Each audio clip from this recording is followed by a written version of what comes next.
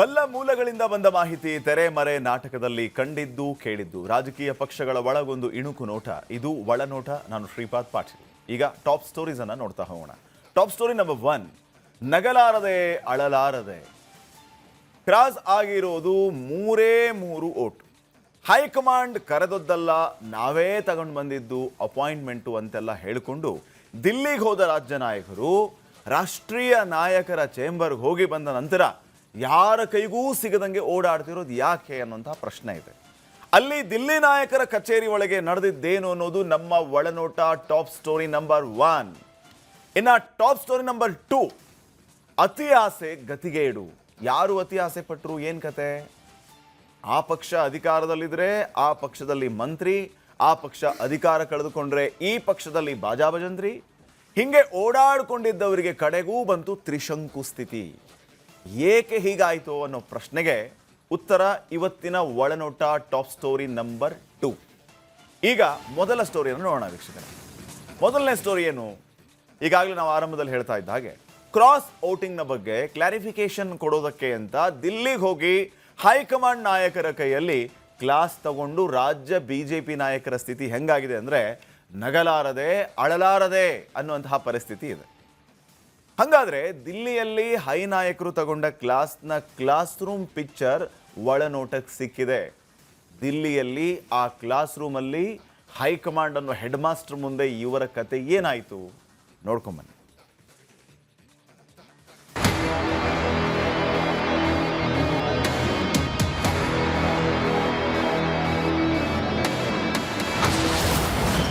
ಬೇಲಿ ಎದ್ದು ಬದ ಮೇಯ್ದರೆ ಅನ್ನೋದು ಗಾದೆ ಮಾತು. ಬೇಲಿಯೂ ಇಲ್ಲ ಬದವೂ ಇಲ್ಲ ಅನ್ನೋದು ಬಿಜೆಪಿ ಮಾತು. ಬೇಲಿ ಎದ್ದು ಬದ ಮೇಯ್ದ್ರೆ ಅನ್ನೋದು ಗಾದೆ ಮಾತು. ಆದ್ರೆ ಕ್ರಾಸ್ ವೋಟಿಂಗ್ ಆದ ಮೇಲೆ ಬಿಜೆಪಿ ರಾಜ್ಯ ನಾಯಕರ ಸೀನ್ ನೋಡಿದ್ರೆ ಬೇಲಿನೂ ಇಲ್ಲ ಬದಾನೂ ಇಲ್ಲ, ಕುರಿಗಳೆಲ್ಲ ಬೇಲಿ ಹಾರಿ ಎದುರು ಮನೆ ಸೇರಿದ್ದು ಗೊತ್ತೇ ಆಗಿಲ್ಲ ಅನ್ನೋ ಹಾಗಾಗಿದೆ ಅಂದಿದ್ದು ಗೋವಿಂದಣ್ಣ. ಅದ್ ಯಾಕಣ್ಣ ಹಂಗಂದ್ರಿ ಅಂತ ಕೇಳಿದ್ರೆ ಇದು ನನ್ ಮಾತಲ್ಲ, ಬಿಜೆಪಿ ಹೈಕಮಾಂಡ್ ನಾಯಕರು ಕ್ಲಾಸ್ ತಗೊಳ್ಳೋಕು ಮೊದಲು ಹಾಕಿದ ಪೀಠಿಕೆಯೇ ಹಿಂಗಿತ್ತು. ಇನ್ನು ದಿಲ್ಲಿಲಿ ರಾಜ್ಯ ನಾಯಕರಿಗೆ ಹೈಕಮಾಂಡ್ ನಾಯಕರು ತಗೊಂಡ ಕ್ಲಾಸಿನ ಕಂಪ್ಲೀಟ್ ಕಥೆಯಂತೂ ಬಲೆ ಮಜವಾಗಿದ್ಯಂತೆ.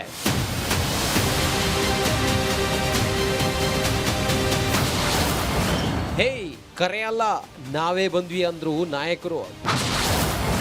ಸಭೆಯ ನಂತರ ಯಾರ ಕರೆಗೂ ಸಿಗದಂತಾದ್ರು. ದಿಲ್ಲಿಗೆ ಹೋದ ರಾಜ್ಯ ಬಿಜೆಪಿ ನಾಯಕರು ಮೊದಲೇ ಒಂದು ಕ್ಲಾರಿಫಿಕೇಶನ್ ಕೊಟ್ಟುಬಿಟ್ರು. ಅದ್ ಯಾಕಪ್ಪ ಅಂದ್ರೆ ಹೈಕಮಾಂಡ್ ನಮ್ಮನ್ನ ತರಾಟೆಗೆ ತೆಗೆದುಕೊಳ್ಳೋದಕ್ಕೆ ಕರೆಸಿಕೊಂಡಿದೆ ಅಂತ ಜನರೆಲ್ಲ ಎಲ್ಲಿ ನಮ್ಮನ್ನ ತಪ್ಪು ತಿಳ್ಕೊಂಡು ಬಿಡ್ತಾರೋ ಅನ್ನೋದು ಅವರ ಚಿಂತೆ. ಅದಕ್ಕೆ ಆರ್ ಅಶೋಕ್ ಅವರು ಕ್ಲಾರಿಫಿಕೇಶನ್ ಕೊಟ್ಟು ನಮಗೆ ಹೈಕಮಾಂಡ್ ಬುಲಾವ್ ಕೊಟ್ಟಿದ್ದಲ್ಲ, ನಾವೇ ಅಪಾಯಿಂಟ್ಮೆಂಟ್ ತಗೊಂಡು ಬಂದಿದ್ದು ಅಂತ ಒತ್ತಿ ಹೇಳಿದ್ರು. ಆದ್ರೆ ಎಲ್ಲಾ ಮುಗಿದ ಮೇಲೆ ಅಯ್ಯೋ ಪಾಪ ಅವರಾಗಿಯೇ ಅಪಾಯಿಂಟ್ಮೆಂಟ್ ತಗೊಂಡು ಬಂದ್ರು, ಬಯಸ್ಕೊಂಡು ಹೋದ್ರಲ್ಲ ಅಂತ ಬೇಜಾರ್ ಮಾಡ್ಕೊಂಡಿದ್ರಂತೆ ಬಿಜೆಪಿ ಸೆಂಟ್ರಲ್ ಆಫೀಸಿನ ಅಟೆಂಡರ್ಗಳು. ಕರೆಯದಿದ್ದರೂ ತಾವಾಗಿಯೇ ಕೇಳಿಕೊಂಡು ಹೋದ ರಾಜ್ಯ ನಾಯಕರಿಗೆ ರಾಷ್ಟ್ರೀಯ ನಾಯಕರು ಹೇಳಿದ್ದು ಹೆಂಗಿತ್ತಪ್ಪ ಅಂದ್ರೆ, ಚಿಕ್ಕವರಾದ್ರೂ ದೊಡ್ಡವರ ಮುಖ ನೋಡಿ ಶಾಸಕರನ್ನೆಲ್ಲ ನೋಡಿಕೊಳ್ಳೋ ಜವಾಬ್ದಾರಿ ಕೊಟ್ವಿ. ನೀವೀಗ ಮಾಡಿರೋದು ಹೆಂಗಿದೆ ಅಂದ್ರೆ ಕುರಿ ಮಂದೇನೆ ಕಳೆದುಕೊಂಡು ಬಂದು ಕಂಬಳಿ ಮಾತ್ರ ತೋರಿಸಿದಂಗಿದೆ ಅಂದ್ರಂತೆ ನಿತಿನ್ ನಬೀನ್ ಸಾಹೇಬ್ರು. ರಾಜ್ಯ ನಾಯಕರು ಕೇಳಿದ್ರಂತೆ ಕೊನೆ ಚಾನ್ಸ್. ಹೈಕಮಾಂಡ್ ನಾಯಕರ ಖಡಕ್ ರೆಸ್ಪಾನ್ಸ್. ಕಡೆಗೆ ರಾಜ್ಯ ಬಿಜೆಪಿ ನಾಯಕರು ಮುಂದಿನ ಸಾರಿ ಇಂಥ ತಪ್ಪು ಆಗದ ಹಾಗೆ ನೋಡ್ಕೋತೀವಿ ಅನ್ನೋ ರೀತಿ ಮಾತನಾಡಿದಾಗ ರಾಷ್ಟ್ರೀಯ ನಾಯಕರು ಮುಂದಿನ ಸಾರಿ ಅಂತ ಬಿಟ್ರೆ ನಿಮ್ಮ ಹತ್ರ ಶಾಸಕರೇ ಇರಲ್ಲಪ್ಪ, ನೀವಿಬ್ಬರೇ ಹೋಗಿ ಅಸೆಂಬ್ಲಿಲಿ ಕೂತ್ಕೋಬೇಕಾಗುತ್ತೆ. ಈಗ ನೀವು ಹೋಗಿ ಏನು ಕ್ರಾಸ್ ಮಾಡದಿರೋ ಶಾಸಕರು ಈಗ ಕ್ರಾಸ್ ಆಗದ ಹಾಗೆ ನೋಡ್ಕೊಳ್ಳಿ, ಹೋಗಿ ಮುಂದೆ ಏನ್ ಮಾಡಬೇಕು ಅಂತ ನಾವು ಡಿಸೈಡ್ ಮಾಡ್ತೀವಿ ಅಂತ ಹೇಳಿ ಕಳಿಸಿದ್ದಾರೆ ಅಂತ ಖಚಿತಪಡಿಸಿವೆ ದಿಲ್ಲಿಯ ಸೆಂಟ್ರಲ್ ಬಿಜೆಪಿ ಕಚೇರಿಯ ಮೂಲಗಳು.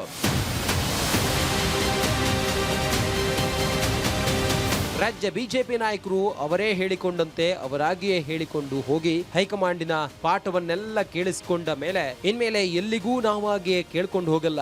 ಒಂದ್ ವೇಳೆ ಕೇಳ್ಕೊಂಡು ಹೋದ್ರು ಮೀಡಿಯಾ ಮುಂದೆ ಹೇಳಲ್ಲ, ಸದ್ಯಕ್ಕಂತೂ ಈ ಕಡೆ ತಲೆ ಹಾಕಲ್ಲ ಅಂತ ತಮಗೆ ತಾವೇ ಹೇಳಿಕೊಂಡು ಫ್ಲೈಟ್ ಹತ್ತಿದ್ದನ್ನ ದಿಲ್ಲಿ ಮೂಲಗಳು ಒಳನೋಟಕ್ಕೆ ಖಚಿತಪಡಿಸಿವೆ.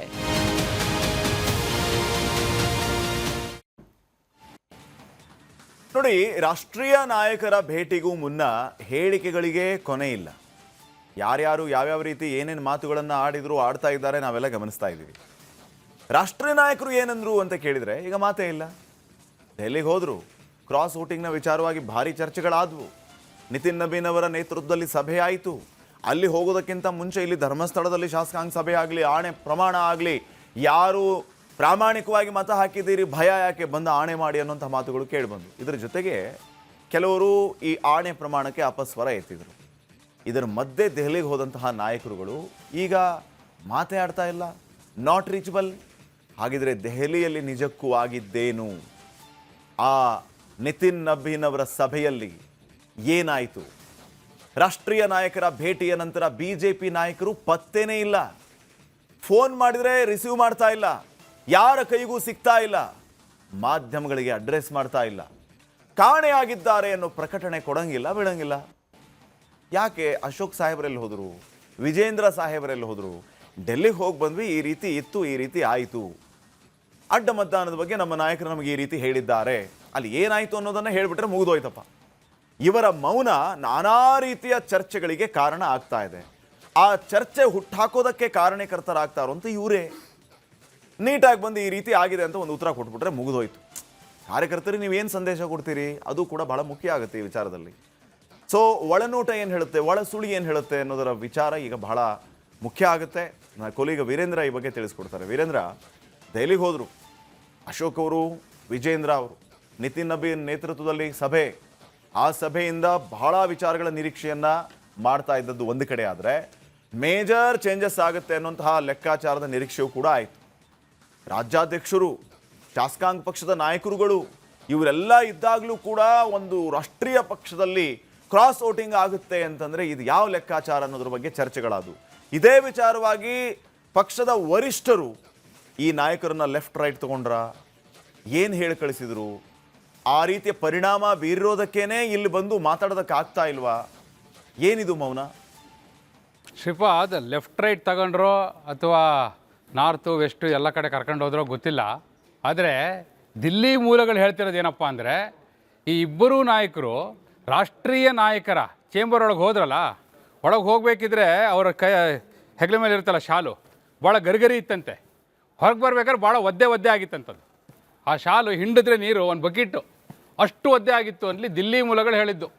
ಒಳಗೆ ಏನಾಗಿತ್ತು ಹಾಗಾದರೆ? ಯಾಕಂದರೆ ಎ ಸಿ ಇರುತ್ತಲ್ಲ, ರಾಷ್ಟ್ರೀಯ ನಾಯಕರ ಚೇಂಬರಲ್ಲಿ ಎ ಸಿ ಇರಲ್ವಾ ಶ್ರೀಪಾದ್? ಎ ಸಿ ಇದ್ದರೂ ಅವರ ಶಾಲು ಒದ್ದೆ ಆಗಿತ್ತು ಅಂದರೆ ಇನ್ನು ಏನಾಯಿತು ಕೇಳೋಣ ಅಂತ ನಾವು ಫೋನ್ ಮಾಡಿದ್ವಿ. ಅವರು ಏರ್ಪೋರ್ಟಿಗೆ ಹೋಗೋಕ್ಕೂ ಮೊದಲೇ ಫೋನ್ ಮಾಡಿದ್ವಿ. ಏನು ಮಾಡಿದ್ರು ಫೋನ್ ಎತ್ತಾ ಇಲ್ಲ.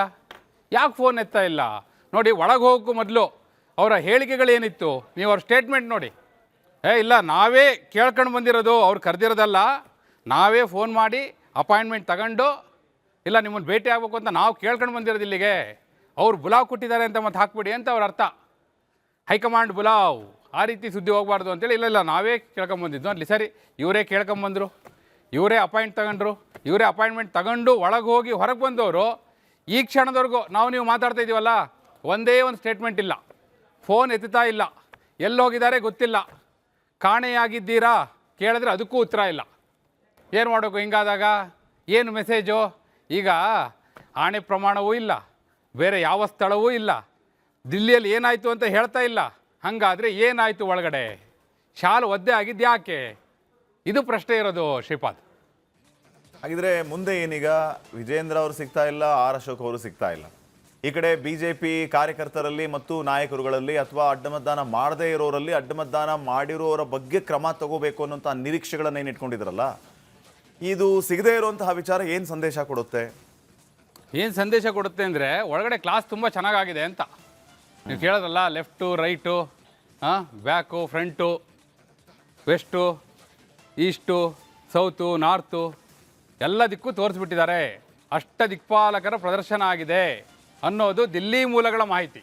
ಹಾಗಾಗಿ ಅವ್ರು ಮಾತಾಡ್ತಾ ಇಲ್ಲ. ಇಲ್ದಿದ್ರೆ ಇಷ್ಟೊತ್ತಿಗೆ ಆಗಲೇ ಬೆಳಗ್ಗೆ ಉತ್ಸಾಹದಿಂದ ಬಂದೆ ಎಲ್ಲ ಹೋಗಿ ಬಂದ್ವಿ, ರಾಷ್ಟ್ರೀಯ ನಾಯಕರು ಮಾತಾಡಿದ್ವಿ. ಮತ್ತು ನೋಡಿ, ಈಗ ಈ ನಾಯಕರು ದಿಲ್ಲಿಗೆ ಹೋದಾಗೆಲ್ಲ, ಅದರಲ್ಲೂ ರಾಜ್ಯಾಧ್ಯಕ್ಷರು ದಿಲ್ಲಿಗೆ ಹೋದಾಗೆಲ್ಲ ಇಲ್ಲ ನಮಗೆ ಅಮಿತ್ ಶಾ ಅವ್ರದ್ದೊಂದು ಅಪಾಯಿಂಟ್ಮೆಂಟ್ ಬೇಕು ಅಂತ ಕೇಳ್ಕೊಂಡು ಹೋಗೋದು ನೋಡಿ. ಬಹುತೇಕ ಬಾರಿ ಅವ್ರು ಹೋಗಿ ಭೇಟಿಯಾಗಿದ್ದು ಅಮಿತ್ ಶಾ ಅವ್ರನ್ನ.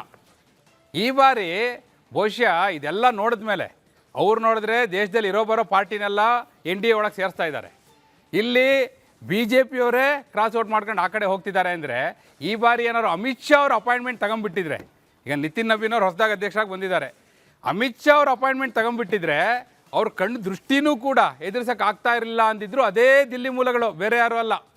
ಸೆಂಟ್ರಲ್ ಆಫೀಸ್ ಇದೆಯಲ್ಲ ಬಿ ಜೆ ಪಿದು, ಎಲ್ಲಿ ದೀನ್ ದಯಾಳ್ ಉಪಾಧ್ಯಾಯ ಮಾರ್ಗ್, ಆ ಮಾರ್ಗದಲ್ಲಿರುವಂಥ ಬಿ ಜೆ ಪಿ ಕೇಂದ್ರ ಕಚೇರಿಯ ಮೂಲಗಳು ಇವರು ಬಂದಿದ್ದು ಹೋಗಿದ್ದನ್ನೆಲ್ಲ ನೋಡಿದವ್ರು ಹೇಳಿದ್ದು, ಓ ಈ ಸತಿ ಅಮಿತ್ ಶಾ ಅವ್ರ ಅಪಾಯಿಂಟ್ಮೆಂಟ್ ತಗೊಳ್ಳದೆ ಒಳ್ಳೆ ಕೆಲಸ ಮಾಡಿದ್ರು, ನಾವೇ ಅಪಾಯಿಂಟ್ಮೆಂಟ್ ತಗೊಂಡು ಬಂದ್ವಿ ಅಂದ್ರಲ್ಲ, ಅಮಿತ್ ಶಾ ಅವ್ರ ಅಪಾಯಿಂಟ್ಮೆಂಟ್ ತಗೊಂಡು ಬಂದ್ವಿ ಅಂತ ಹೇಳಿಲ್ಲ ಯಾಕೆ ಅಂದರೆ ಇದಕ್ಕೆ ಅನ್ನೋದು ಅಲ್ಲಿಯ ಮೂಲಗಳು ಹೇಳ್ತಾ ಇರುವಂಥದ್ದು. ಶ್ರೀಪಾದ್, ಓಕೆ, ಈಗ ಬಹಳ ಮುಖ್ಯವಾದಂಥ ವಿಚಾರ, ಇವರನ್ನ ಕ್ಲಾಸ್ ತಗೊಂಡಿದ್ದಾರೆ, ಕ್ರಾಸ್ ವೋಟಿಂಗ್ ಯಾಕಾಯಿತು, ಇಡೀ ದೇಶದ ಬಿಜೆಪಿ ಪರಿಸ್ಥಿತಿಯನ್ನು ನಾವು ಅವಲೋಕಿಸಿದಾಗ ವೀರೇಂದ್ರ, ಇಡೀ ದೇಶದಲ್ಲಿ ಬಿಜೆಪಿಯ ಪರಿಸ್ಥಿತಿ ಯಾವ ರೀತಿ ಇದೆ? ಆಡಳಿತ ಪಕ್ಷದಲ್ಲಿರುವಂತಹ ಸಂಸದರುಗಳೇ ಓಡ್ ಬಂದು ಬಿಜೆಪಿ ಸೇರುವಂತಹ ಪರಿಸ್ಥಿತಿ ಈ ಹಿಂದೆ ನಿರ್ಮಾಣ ಆಗಿದ್ದು ನಾವು ನೋಡಿದ್ವಿ. ಈಗ ತಾಜಾ ಉದಾಹರಣೆ ವೆಸ್ಟ್ ಬೆಂಗಾಲಲ್ಲಿ ಏನಾಗ್ತಾ ಇದೆ, TMC ಅವರು ಹೋಲ್ ಅಂಡ್ ಸೋಲ್ ಆಗಿ ಬಿಜೆಪಿಗೆ ಬರ್ತಾ ಇದ್ದಾರೆ. ನಮ್ಮ ರಾಜ್ಯದಲ್ಲಿ ಬಿಜೆಪಿಯಿಂದ ಆಯ್ಕೆಯಾದ ಶಾಸಕರನ್ನ ಹಿಡಿದಿಟ್ಕೊಳ್ಳೋಕ್ಕಾಗ್ತಿಲ್ಲ ಇವರಿಗೆ. ಬೇರೆ ರಾಜ್ಯದಲ್ಲಿ ಕ್ರಾಂತಿ ಆಗ್ತಾ ಇದೆ, ಬಿಜೆಪಿಗೆ ಬರ್ತಾ ಇದ್ದಾರೆ. ನಮ್ಮ ರಾಜ್ಯದಲ್ಲಿ ಬಿಜೆಪಿಯ ಬ್ಯಾನರ್ ಅಲ್ಲಿ ಗೆದ್ದಂತ ಶಾಸಕರು ನಿಂತ್ಕೊಳ್ತಾ ಇಲ್ಲ, ಕದ್ದು ಮುಚ್ಚಿ ಕ್ರಾಸ್ ವೋಟಿಂಗ್ ಮಾಡ್ತಾ ಇದ್ದಾರೆ. ಯಾರು ಫೇಲ್ಯೂರ್ ಇದು ಅನ್ನುವಂಥ ಪ್ರಶ್ನೆ ಆಗುತ್ತೆ. ಈ ಫೇಲ್ಯೂರ್ ಅನ್ನ ಅಲ್ಲಿ ಚರ್ಚೆ ಮಾಡಿ ಇದಕ್ಕೆ ಮೂಗುದಾರ ಹಾಕುವಂತ ಕೆಲಸ ಅಥವಾ ಮೇಜರ್ ಸರ್ಜರಿ, ಮೇಜರ್ ಚೇಂಜಸ್ಗೆ ಅಲ್ಲಿ ವೇದಿಕೆ ಏನಾದರೂ ರೆಡಿ ಆಯ್ತಾ? ಆ ವೇದಿಕೆ ಸ್ಟ್ರಾಂಗ್ ಆಗಿದ್ದಕ್ಕೇನೆ ಈಗ ಈ ನಾಯಕರುಗಳು ಮಾತಾಡೋದಕ್ಕೆ ಸಿಗ್ತಾ ಇಲ್ವಾ? ಇನ್ ಕೇಸ್ ಇಲ್ಲ, ಕ್ರಾಸ್ ವೋಟಿಂಗ್ ಮಾಡಿದವ್ರಿಗೆ ಕ್ಲಾಸ್ ತಗೊಳ್ಳೋಕೆ ಕ್ರಮ ತಗೊಳ್ಳೋದಕ್ಕೆ ಹೇಳಿದ್ದಾರೆ ಅಂತ ಏನಾದರೂ ಇವರು ಹೇಳ್ಬಿಟ್ಟಿದ್ರೆ ಇವ್ರದ್ದೇನು ತಪ್ಪಿಲ್ಲಪ್ಪ, ಹಾಗಿದ್ರೆ ಇವರ ಮುಖವಾಣಿ ಅಥವಾ ಇವರ ಮಾಧ್ಯಮದ ಮೂಲಕ ಇಷ್ಟೆಲ್ಲ ವಿಚಾರಗಳನ್ನು ತಿಳಿಸಿದ್ದಾರೆ ಅನ್ನೋ ಹಂಗಾಗ್ತಾ ಇತ್ತು. ಈಗ ಇವರೇ ನಾಪತ್ತೆ ಆಗಿರೋದ್ರಿಂದ ನಾನೇನು ನಿಮ್ಮ ಮುಂಚೆ ಮಾತಾಡಿದ್ನಲ್ಲ, ಅದು ಎಲ್ಲದಕ್ಕೂ ಕೂಡ ಪುಷ್ಟಿ ಕೊಡ್ತಾ ಇದೆ ಅಲ್ವಾ? ಕರೆಕ್ಟ್, ಅದಕ್ಕೆ ಪುಷ್ಟಿ ಕೊಡ್ತಾ ಇರೋದಷ್ಟೇ. ನೀವು ಉದಾಹರಣೆ ಕೊಟ್ರಿ, ಈಗ ನೀವು TMC ಉದಾಹರಣೆ ಕೊಟ್ರಿ ವೆಸ್ಟ್ ಬೆಂಗಾಲಲ್ಲಿ, ಅದ್ರ ಬೆನ್ನಿಗೆ ಅದಾದ್ಮೇಲೆ ನೀವು ನೋಡಿದ್ರಲ್ಲ ಮಹಾರಾಷ್ಟ್ರದಲ್ಲಿ ಏನಾಯ್ತು ಅಂತೇಳಿ, ಉದ್ಧವ್ ಠಾಕ್ರೆ ಬಣ್ಣದ್ದು UBT ಅಲ್ಲಾಯ್ತು. ಈಗ ನೆಕ್ಸ್ಟ್ ಅವ್ರ ಟಾರ್ಗೆಟ್ ಇದ್ದಿದ್ದು ಉತ್ತರ ಪ್ರದೇಶ, ಅಲ್ಲಿ ಸಮಾಜವಾದಿ ಪಾರ್ಟಿ, ಅಲ್ಲಿ ಬಹಳ ದೊಡ್ಡ ಸ್ಪ್ಲಿಟ್ ಆಗ್ಲಿಕ್ಕೆಲ್ಲ ತಯಾರಿ ಆಗ್ತಾ ಇದೆ. ಅವ್ರು ಆ ಕಡೆ ನೋಡ್ತಾ ಇದ್ರೆ ಇಲ್ಲಿ ಈ ಕಡೆ ಇವ್ರ ಪಾರ್ಟಿಯಿಂದನೇ ಆ ಕಡೆ ಕ್ರಾಸ್ ಆಯ್ತು ಅಂದ್ರೆ, ಕ್ರಾಸ್ ಔಟ್ ಆಯ್ತು ಅಂದ್ರೆ ಸುಮ್ಮನೆ ಇರ್ತಾರಾ? ಈ ಕ್ಲಾಸಲ್ಲಿ ಅವೆಲ್ಲ ಬಂದಿದೆ, ಬರ್ರಪ್ಪ ನಿಮ್ಗೆ ಇಲ್ಲಿ ಕೂರ್ಸ್ಕೊಂಡು ನಾವು ಪಾಠ ಮಾಡ್ತೀವಿ, ಸುಮ್ಮನೆ ಅಲ್ಲಿ ರಾಜ್ಯದಲ್ಲಿ ಯಾಕಿರ್ತೀರಿ ಅನ್ನೋ ಅರ್ಥದಲ್ಲಿ ಸಂದೇಶ ಕೊಟ್ಟಿದ್ದಾರೆ ಅಂತ ಹೇಳಿ BJPಯ ಮೂಲಗಳೇ ಹೇಳ್ತಾ ಇರೋದು ಇದನ್ನು ಕೂಡ ಶ್ರೀಪಾದ್. ಯಾಕಂದರೆ ನೋಡಿ, BJPಯಲ್ಲಿ ಈ ಬಣ ರಾಜಕಾರಣ, ಇವ್ರ ಕಚ್ಚಾಟ ಕಿತ್ತಾಟ ಇವತ್ತು ನೆನ್ನೆದಲ್ಲ. ಓಪನ್ ಸ್ಟೇಟ್ಮೆಂಟ್ಗಳೆಲ್ಲ ಬಂದು ಉಚ್ಚಾಟನೆ ಆಗಿ, ಯತ್ನಾಳವ್ರು ಉಚ್ಚಾಟನೆ ಆಗಿದ್ದೇನಕ್ಕೆ, ಯಾರ್ಯಾರ ನಡುವೆ ಕಿತ್ತಾಟ ಆಗಿದ್ದು, ಅದಾದಮೇಲೂ ಇದು ಮುಗ್ದಿಲ್ಲ. ಇನ್ಫ್ಯಾಕ್ಟ್ ನೋಡಿ, ದೀನ್ ದಯಾಳ್ ಉಪಾಧ್ಯಾಯ ಮಾರ್ಗದಲ್ಲಿರುವಂತಹ BJP ಸೆಂಟ್ರಲ್ ಕಚೇರಿ, ಕೇಂದ್ರ ಕಚೇರಿಯ ಮೂಲಗಳು ಹೇಳ್ತಿರೋದು ಏನಪ್ಪ ಅಂದರೆ, ನೀವು ಹಿಂಗೆ ಕಿತ್ತಾಡ್ಕೊತಾ ಇದ್ದರೆ ನಮಗೆ ಅಧಿಕಾರವೂ ಬೇಡ, ಏನೂ ಬೇಡ, ಪಕ್ಷನೇ ಕಳ್ಕೊಂಡು ಅವ್ರು ಹೇಳೋದೇನು ಗೊತ್ತಾ, ನಮಗೆ ಪ್ರಾಡಕ್ಟ್, ಈಗ ಫ್ಯಾಕ್ಟ್ರಿ ಇಂಪಾರ್ಟೆಂಟು, ಅದರ ಪ್ರಾಡಕ್ಟು ಬೈ ಪ್ರಾಡಕ್ಟ್ ಅಲ್ಲ, ಫ್ಯಾಕ್ಟ್ರಿನ ಉಳಿಸ್ಕೋಬೇಕು ಅನ್ನೋ ಅರ್ಥದಲ್ಲಿ ಮೆಸೇಜ್ ಕೊಟ್ಟಿದ್ದಾರಂತೆ. ಹಿಂಗಿದ್ರೆ ನಮಗೆ ಅಧಿಕಾರವೂ ಬೇಡ, ಸರ್ಕಾರವೂ ಬೇಡ, ಮೊದಲು ನಾವು ಏನು ಗಟ್ಟಿ ಮಾಡ್ಕೋಬೇಕು ನಾವು ಮಾಡ್ಕೋತೀವಿ ಅನ್ನೋ ಅರ್ಥದಲ್ಲಿ ಮೆಸೇಜ್ ಕೊಡ್ತಾರೆ. ಅಂದರೆ ನೀವು ಯೋಚನೆ ಮಾಡಿ, ರಾಷ್ಟ್ರೀಯ BJP ಎಷ್ಟರ ಮಟ್ಟಿಗೆ ಸೀರಿಯಸ್ ಆಗಿ ಇದನ್ನು ತಗೊಂಡಿದೆ ಅನ್ನುವಂಥ ವಿಶ್ಲೇಷಣೆ ಅದೇ ದಿಲ್ಲಿ ಕೇಂದ್ರ ಕಚೇರಿಯಲ್ಲಿ ಆಗ್ತಾ ಇದೆ. ಅಲ್ಲ, ನಿಜಕ್ಕೂ ಇದು ದೇಶವ್ಯಾಪಿ ಒಂದು ರೀತಿ ರಾಂಗ್ ಮೆಸೇಜ್ ಬಿಜೆಪಿ ಅವರ ಲೆಕ್ಕಕ್ಕೆ ನೋಡೋದಾದ್ರೆ. ಈಗ ಅವ್ರಿಗೆ ಒಂದು ರೀತಿ ಪಾರ್ಟಿಗೆ ಡ್ಯಾಮೇಜ್, ಇದು ರಾಷ್ಟ್ರ ಮಟ್ಟದಲ್ಲಿ BJP ನಾಯಕರುಗಳೇ ಕರ್ನಾಟಕದಲ್ಲಿ ಈ ರೀತಿ ಕ್ರಾಸ್ ವೋಟಿಂಗ್ ಮಾಡಿದ್ದಾರೆ ಅನ್ನೋಂಥ ವಿಚಾರ ಅವರಿಗೆ ಒಂದು ರೀತಿ ಅದು ಸೆಟ್ ಬ್ಯಾಕ್ ಆಗುತ್ತೆ. ಸೊ ಬಹಳ ಮುಖ್ಯವಾದಂಥ ವಿಚಾರ ಏನಂತಂದ್ರೆ, ಬಹುಶಃ ಇದು ಟೂ ಅರ್ಲಿ ಅನ್ಸುತ್ತೆ ವೀರೇಂದ್ರ, ನಾನು ಈ ಪ್ರಶ್ನೆ ಮಾಡೋದನ್ನ. ಎನಿಹೌ, ಈ ಜನರ ಮನಸ್ಸಿನಲ್ಲಿ ಈ ರೀತಿ ಒಂದು ಪ್ರಶ್ನೆ ಇರಬಹುದು. ದೆಹಲಿಗೆ ಹೋಗಿ ಬಂದ್ಮೇಲೆ ಇವರೆಲ್ಲ ಸೈಲೆಂಟ್ ಆಗಿದ್ದಾರೆ ಅಂತಂದ್ರೆ, BJP ವಲಯದಲ್ಲಿ ಏನಾದರೂ ಈ ರೀತಿಯ ಒಂದು ಚರ್ಚೆ ನಡೀತಾ ಇದೆಯಾ ರಾಜ್ಯಾಧ್ಯಕ್ಷರ ಬದಲಾವಣೆ ವಿಚಾರದ ಬಗ್ಗೆ? ಅದಕ್ಕೆ ಈ ಅಡ್ಡಮತದಾನ ಅನ್ನುವಂಥದ್ದು ವೇದಿಕೆ ಏನಾದರೂ ಆಗ್ತಾ ಇದೆ? ಯಾಕಂದರೆ ವೈಮನಸ್ಸು, ಸಮನ್ವಯತೆ ಕೊರತೆ, ನಾನೊಂದು ತೀರಾ ನೀನೊಂದು ತೀರಾ ಅನ್ನೋ ರೀತಿಯ ಲೆಕ್ಕಾಚಾರಗಳು, ಅವರೊಂದು ರೀತಿ ಕೊಡುವಂತಹ ಹೇಳಿಕೆ, ಒಂದು ರೀತಿ ಕೊಡುವಂತಹ ಹೇಳಿಕೆ, ಇವೆಲ್ಲವನ್ನ ನೋಡಿದಾಗ ಅದು ಏನು ರಿಫ್ಲೆಕ್ಟ್ ಆಗ್ತಾ ಇದೆ ಅಂತಂದರೆ, ಬಹುಶಃ ಈ ರೀತಿಯ ಒಂದು ಚಿಂತನೆ ರಾಷ್ಟ್ರ BJP ಮುಂದೆ ಇದೆಯಾ ಅನ್ನೋಂಥ ಪ್ರಶ್ನೆ. ಈಗ ಶ್ರೀಪಾದ್, ನಾನೊಂದು ತೀರಾ ನೀನೊಂದು ತೀರಾ ಅನ್ನೋದು ಮೊದಲಿಂದ ಇತ್ತು. ಈಗ ಈ ಕ್ರಾಸ್ ವೋಟಿಂಗ್ ಆದಮೇಲೆ ಯಾರ್ಯಾರು ಯಾವ ತೀರದಲ್ಲಿದ್ದಾರೆ, ಸಮುದ್ರದ ಯಾವ ದಿಗಂತದಲ್ಲಿ ಎಲ್ಲಿ ಕಾಣೆ ಆಗೋಗಿದ್ದಾರೆ ಅಂತಲೇ ಅವ್ರವ್ರಿಗೆ ಗೊತ್ತಾಗ್ತಾ ಇಲ್ಲ. ಆ ಪರಿಸ್ಥಿತಿ ಬಂದ್ಬಿಟ್ಟಿದೆ ಅನ್ನೋದು ಇಲ್ಲಿ ಜಗನ್ನಾಥ ಭವನದ ಮೂಲಗಳು ಹೇಳ್ತಾ ಇರೋದು ಇದು. ಯಾಕೆ ಅಂದರೆ ನೋಡಿ, ನೀವು ಹೇಳಿದ್ರಿ ಈಗ ರಾಜ್ಯಾಧ್ಯಕ್ಷ ಬದಲಾವಣೆ, ಆ ರೀತಿಯ ಚರ್ಚೆ ಏನಾದರೂ ಇದೆಯಾ ಅಂತಲೇ. ಮೊಟ್ಟ ಮೊದಲು ಭಾಳ ದೊಡ್ಡದಾಗಿ ನಾನು 3 ಗಂಟೆಗೆ ಎದ್ದು ಕೂತ್ಕೊಂಡೆ, ಧರ್ಮಸ್ಥಳದಲ್ಲಿ ಆಣೆ ಪ್ರಮಾಣ ಆಗಬೇಕು ಅಂತ ಹೇಳಿದವ್ರು ಯಾರು? ರಾಜ್ಯಾಧ್ಯಕ್ಷರು. ಹಂಗೆ ನೋಡಿದ್ರೆ ಶಾಸಕಾಂಗ ಪಕ್ಷದ ನಾಯಕ ಯಾರು? ಆರ್ ಅಶೋಕ್ ಅವರು. ಶಾಸಕರ ಹೊಣೆಗಾರಿಕೆ ಯಾರ್ದು? ಆರ್ ಅಶೋಕ್ ಅವ್ರದ್ದು. ಹಂಗಿದ್ದು ವಿಜೇಂದ್ರ ಅವರು ಯಾಕೆ ಇಷ್ಟರ ಮಟ್ಟಿಗೆ ಈ ಅಷ್ಟು ರೋಷಾವೇಶದಲ್ಲಿ ಹೇಳಿಕೆ ಕೊಟ್ಟಿದ್ದು ಯಾಕೆ? ಎಲ್ರಿಗಿಂತ ಮೊದಲು ದಿಲ್ಲಿಗೆ ಹೋಗಿದ್ದು ಯಾಕೆ?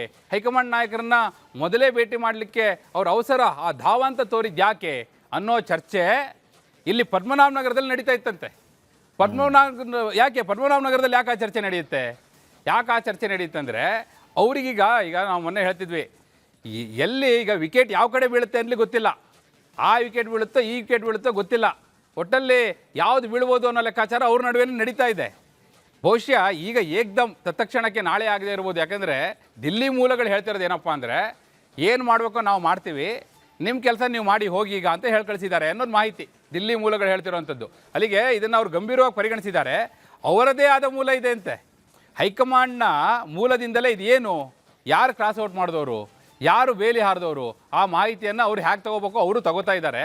ಈಗ ನೋಡಿ, CT ರವಿ ಅವ್ರದ್ದೊಂದು ಸಮಿತಿ ಮಾಡಿದ್ರು, ಸತ್ಯಶೋಧನಾ ಸಮಿತಿ. ಅವರಿನ್ನೂ ರಿಪೋರ್ಟೇ ಕೊಟ್ಟಿರಲಿಲ್ಲ. ಅವ್ರೇನಾದ್ರು ಕೊಟ್ಟಿದ್ರು ಮಧ್ಯಂತರ ವರದಿ? ಇಲ್ಲ. ಇವ್ರ ಪಾಡಿಗೆ ಇವ್ರು ದಿಲ್ಲಿಗೆ ಹೋದರು, ಇವರೇ ಅಪಾಯಿಂಟ್ಮೆಂಟ್ ತಗೊಂಡೋದ್ರು. ಇವರೇ ಅಪಾಯಿಂಟ್ಮೆಂಟ್ ತಗೊಂಡೋಗಿ ಹೈಕಮಾಂಡ್ ನಾಯಕರನ್ನ ಭೇಟಿಯಾಗಿ ಹೈಕಮಾಂಡ್ ನಾಯಕರಿಂದ ಕ್ಲಾಸ್ ತಗೊಂಡು ವಾಪಸ್ ಬಂದವ್ರು ಪತ್ತೆ ಇಲ್ವಲ್ಲ.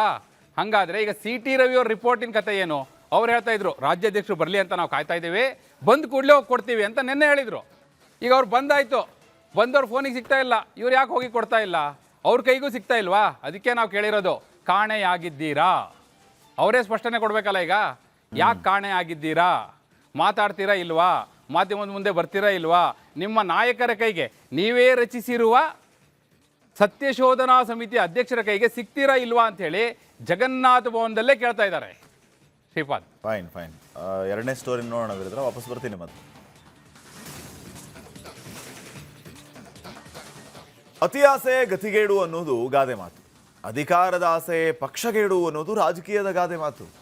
ಹಿಂದೆ ಕಾಂಗ್ರೆಸ್ ಪಕ್ಷದಲ್ಲಿದ್ದು ಅಧಿಕಾರದ ಆಸೆಗಾಗಿ ಬಿಜೆಪಿಗೆ ಹೋಗಿ ಈಗ ತ್ರಿಶಂಕು ಪರಿಸ್ಥಿತಿಯಲ್ಲಿ ಇರುವ ಇಬ್ಬರು ನಾಯಕರಿಗೆ ಈ ರಾಜಕೀಯದ ಗಾದೆ ನೆನಪಾಗಿದೆ.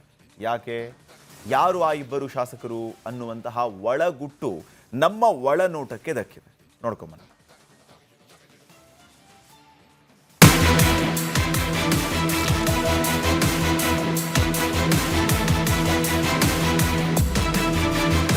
ಕಳೆದ ರಾಜ್ಯಸಭಾ ಎಲೆಕ್ಷನ್ ಟೈಮಲ್ಲೇ ಕ್ರಾಸ್ ವೋಟಿಂಗ್ ಮೂಲಕ ಬಿಜೆಪಿಯಿಂದ ಬೇಲಿ ಹಾರಿ ಕಾಂಗ್ರೆಸ್ ಜೊತೆ ಸಖ್ಯ ಬೆಳೆಸಿರೋ ಇಬ್ಬರು ಉಚ್ಚಾಟಿತ ಶಾಸಕರಿಗೆ ಈಗೊಂದು ಶಾಕಿಂಗ್ ನ್ಯೂಸ್ ಎದುರಾಗಿದೆ. 2028ರ ಎಲೆಕ್ಷನ್ನಲ್ಲಿ ಕಾಂಗ್ರೆಸ್ನಿಂದ ನಿಂತ್ರಾಯ್ತು ಗೆದ್ರಾಯ್ತು ಅಂತಿದ್ದೋರಿಗೆ ಕಾಂಗ್ರೆಸ್ ಹೈಕಮಾಂಡೇ ಬಿಗ್ ಶಾಕ್ ಕೊಟ್ಟಿರೋ ಸುದ್ದಿ ವಿಧಾನಸೌಧದ ಕಾರಿಡಾರ್ನಲ್ಲಿ ಸಖತ್ ಟಾಕ್ ಆಗ್ತಿದೆ. ಕಾಂಗ್ರೆಸ್ ಬಿಟ್ಟು ಬಿಜೆಪಿ ಹೋಗಿದ್ದವರಿಗೆ ಮತ್ತೆ ನೋ ಎಂಟ್ರಿ. ಜೈರಾಮ್ ರಮೇಶ್ ಮಾತು ಕೇಳಿ ಇಬ್ಬರಿಗೆ ನಡುಕ ಗ್ಯಾರಂಟಿ. ದಿಲ್ಲಿ ಮೂಲಗಳ ಮಾಹಿತಿ ಪ್ರಕಾರ ಈ ಹಿಂದೆ ಕಾಂಗ್ರೆಸ್ ಪಕ್ಷ ಬಿಟ್ಟು ಬಿಜೆಪಿ ಸೇರಿದವರು ಈಗ ಮತ್ತೆ ಕಾಂಗ್ರೆಸ್ ಪಕ್ಷಕ್ಕೆ ಬರ್ತೀವಿ ಅಂದ್ರೆ ಬಾಗಿಲು ಬಂದಾಗಿದೆಯಂತೆ. ಬರೀ ಬಂದಾಗಿರೋದಷ್ಟೇ ಅಲ್ಲ, ಪಕ್ಷ ಬಿಟ್ಟವರಿಗೆ ಮತ್ತೆ ಬಾಗಿಲು ತೆಗೆಯಲ್ಲ ಅಂತ ಕೈ ಹೈಕಮಾಂಡಿನ ಪ್ರತಿನಿಧಿ ರಾಷ್ಟ್ರೀಯ ಕಾಂಗ್ರೆಸ್ ಪ್ರಧಾನ ಕಾರ್ಯದರ್ಶಿ ಜೈರಾಮ್ ರಮೇಶ್ ಬಹಿರಂಗವಾಗಿ ಹೇಳಿರೋದು ಕ್ರಾಸ್ ಶಾಸಕರ ಅಂತರಂಗಕ್ಕೆ ಪೆಟ್ಟು ಕೊಟ್ಟಿದೆ ಅನ್ನೋ ಸುದ್ದಿ ಯಶವಂತಪುರದಿಂದ ಯಲ್ಲಾಪುರದವರೆಗೂ ಜೋರಾಗಿಯೇ ಹಬ್ಬಿದೆಯಂತೆ. ಸುಮ್ಮನೆ ಕಾಂಗ್ರೆಸ್ ಬಿಟ್ಟು ಹೋಗಿದ್ದರೂ ಅವಕಾಶವಿಲ್ಲ. ಸರ್ಕಾರ ಉರುಳಿಸಿ ಹೋದವರಿಗಂತೂ ಗತಿಯೇ ಇಲ್ಲ. ಯಶವಂತಪುರದ ಶಾಸಕ ST ಸೋಮಶೇಖರ್ ಹಾಗೂ ಯಲ್ಲಾಪುರದ ಶಾಸಕ ಅರೇಬೈಲ್ ಶಿವರಾಮ್ ಹೆಬ್ಬಾರ್ ಇಬ್ಬರೂ ಸಹ ಮೊದಲು ಕಾಂಗ್ರೆಸ್ ಪಕ್ಷದಲ್ಲಿದ್ದವರು. ಕಾಂಗ್ರೆಸ್ ಬಿಟ್ಟಿದ್ದು ಸುಖ ಸುಮ್ಮನೆ ಅಲ್ಲ. JDS ಕಾಂಗ್ರೆಸ್ನ ಸಮ್ಮಿಶ್ರ ಸರ್ಕಾರವನ್ನ ಉರುಳಿಸಿ ಬಿಜೆಪಿಗೆ ಹೋದವರು, ಅಲ್ಲಿ ಹೋಗಿ ಮಿನಿಸ್ಟರ್ ಆದವರು, ಬಿಜೆಪಿ ಅಧಿಕಾರ ಕಳೆದುಕೊಂಡ ಮೇಲೆ ಮತ್ತೆ ಕಾಂಗ್ರೆಸ್ ಕಡೆ ಮುಖ ಮಾಡಿ ನಿಂತಿರೋರು. ಹಿಂಗಾಗಿ ಜೈರಾಮ್ ರಮೇಶ್ ಅವರ ಸ್ಟೇಟ್ಮೆಂಟಿನ ಶಾಕು ಇವರಿಗೆ ಜೋರಾಗಿಯೇ ಹೊಡೆದಿದೆ. ಅತ್ತ ಜೈರಾಮ್ ರಮೇಶ್ ಅವರು ಸುಮ್ಮನೆ ಕಾಂಗ್ರೆಸ್ ಬಿಟ್ಟವರನ್ನೇ ಮತ್ತೆ ಸೇರಿಸಿಕೊಳ್ಳಲ್ಲ ಅಂತ ಹೇಳ್ತಿರುವಾಗ, ಇತ್ತ ಸರ್ಕಾರವನ್ನ ಉರುಳಿಸಿ ಹೋದವರನ್ನ ಮತ್ತೆ ಸೇರಿಸಿಕೊಳ್ತಾರಾ ಅಂತ ಮಾತಾಡಿಕೊಂಡಿದ್ದು ಬಿಜೆಪಿ ಕಚೇರಿಯಲ್ಲಿದ್ದ ನಾಯಕರು ಅಂದಿದ್ದು ನಮ್ಮ ಮೂಲಗಳು. ಪ್ರಳಯ ಆದ್ರೂ ಸೇರಿಸಿಕೊಳ್ಳಲ್ಲ ಅಂದಿದ್ರು ಸಿದ್ದರಾಮಯ್ಯ.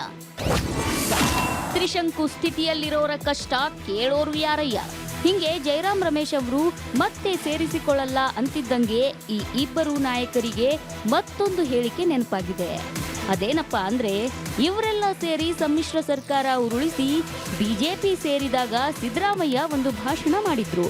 ಅದೇನಪ್ಪ ಅಂದ್ರೆ ಪ್ರಪಂಚ ಪ್ರಳಯ ಆದ್ರೂ ಸರಿ ಕಾಂಗ್ರೆಸ್ ಬಿಟ್ಟು ಬಿಜೆಪಿ ಸೇರಿದವರನ್ನ ಮತ್ತೆ ಪಕ್ಷಕ್ಕೆ ಸೇರಿಸಿಕೊಳ್ಳಲ್ಲ ಅಂತ ಸದನದಲ್ಲೇ ಗುಡುಗಿತ್ತು. ಇದೆಲ್ಲ ನೆನೆಸಿಕೊಂಡು 2028ರ ಭವಿಷ್ಯವನ್ನು ಕಲ್ಪಿಸಿಕೊಂಡು ಈ ನಾಯಕರು ಗಡಗಡ ನಡುಗಿದ್ದು ನಮ್ಮ ಒಳನೋಟಕ್ಕೆ ಕಂಡಿದೆ. ರಿಪಬ್ಲಿಕ್ ಕನ್ನಡ, ಬೆಂಗಳೂರು. ನೋಡಿ, ಸೋಮಶೇಖರ್ ಹಾಗೇನೆ ಹೆಬ್ಬಾರ್ ಇವರೆಲ್ಲರ ಪರಿಸ್ಥಿತಿ ಹೇಗಾಗಿದೆ ಸದ್ಯಕ್ಕೆ ಅಂತಂದರೆ, ಈ ಕಡೆ ಬಿ ಜೆ ಪಿಯಲ್ಲೂ ಇಲ್ಲ, ಆ ಕಡೆ ಕಾಂಗ್ರೆಸ್ಗೆ ಹೋಗ್ಬೋದು ಅಂತಂದರೆ ಕಾಂಗ್ರೆಸ್ನಲ್ಲಿ ಸದ್ಯಕ್ಕೆ ಈ ರೀತಿಯ ಬೆಳವಣಿಗೆ ಅಂತೆ. ಈಗ ಕ್ರಾಸ್ ವೋಟ್ ಮಾಡಿದವರು ಯಾರು ಗೊತ್ತಿಲ್ಲ. ಈ ಹಿಂದೆ ರಾಜ್ಯಸಭೆಯಲ್ಲಿ ಕ್ರಾಸ್ ವೋಟ್ ಮಾಡಿದವರು, ಹಾಗೆ ಕ್ರಾಸ್ ವೋಟ್ ಮಾಡಿದವರು ಹಿಂದೆ ಕೈಗೆ ಕೈ ಕೊಟ್ಟಿರೋದು, ಬಿ ಜೆ ಪಿಗೆ ಹೋಗಿ ಮಂತ್ರಿಯೂ ಆಗಿ ಈಗ ಮತ್ತೆ ಬಿ ಜೆ ಪಿಯಿಂದ ದೂರವಾಗಿ ಕ್ರಾಸ್ ಮಾಡಿದ್ದಾಯ್ತು.